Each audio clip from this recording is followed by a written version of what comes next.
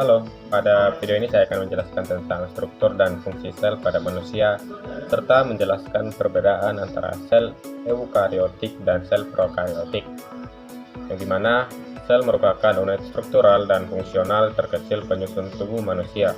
Di dalam sel manusia terdapat berbagai bagian yang disebut organel sel, yang masing-masing memiliki fungsi berbeda dan beberapa penting dalam kelangsungan hidup sel. Yang pertama, membran plasma, yang dimana membran plasma adalah lapisan terluar sel yang memisahkan isi sel dari lingkungan luar. Membran ini tersusun atas dua lapisan fosfolipid. Fungsinya adalah melindungi sel, memberi bentuk sel, serta mengatur keluar masuknya zat. Kemudian yang berikutnya ada nukleus, yang dimana ini merupakan inti sel atau pusat pengendali sel. Di dalamnya terdapat DNA yang menyimpan informasi genetik nukleus. Nukleus mengatur pertumbuhan, pembelahan, dan aktivitas sel. Inti sel ini dilindungi oleh selubung nukleus yang memisahkannya dari bagian sel lain.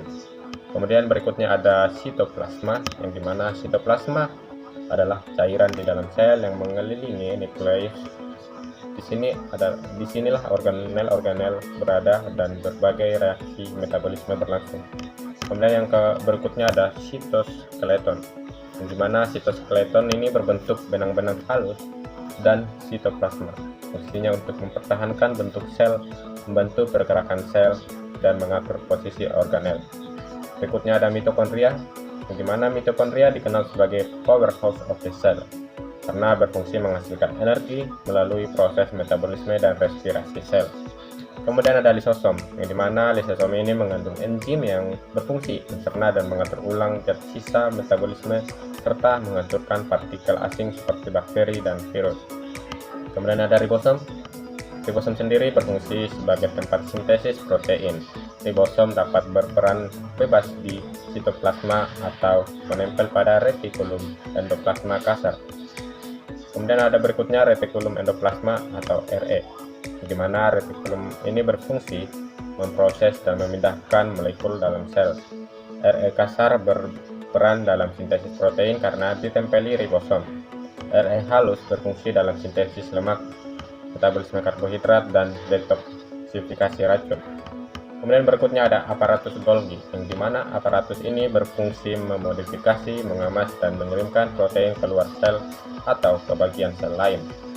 Berikutnya ada vakuola atau vesicle, yang dimana ini berbentuk kantung yang berfungsi sebagai tempat penyimpan protein, nutrisi, dan limbah sel.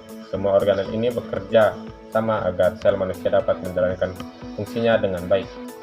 Berikutnya saya akan menjelaskan sel eukariotik dan sel prokariotik. Setelah memahami struktur sel manusia, kita perlu mengetahui bahwa sel manusia termasuk sel eukariotik.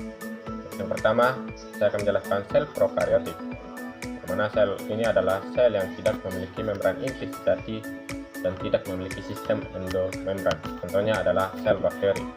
Strukturnya lebih sederhana, terdiri dari dinding sel, membran plasma, sitoplasma, ribosom, mesosom, nukleus, pili, kapsul, dan flagella. DNA pada sel prokariotik tidak dibungkus membran inti dan berbentuk sirkuler. Kemudian sel eukariotik adalah sel yang memiliki membran inti dan organel yang lebih kompleks. Contohnya adalah sel manusia, hewan, tumbuhan, dan jamur.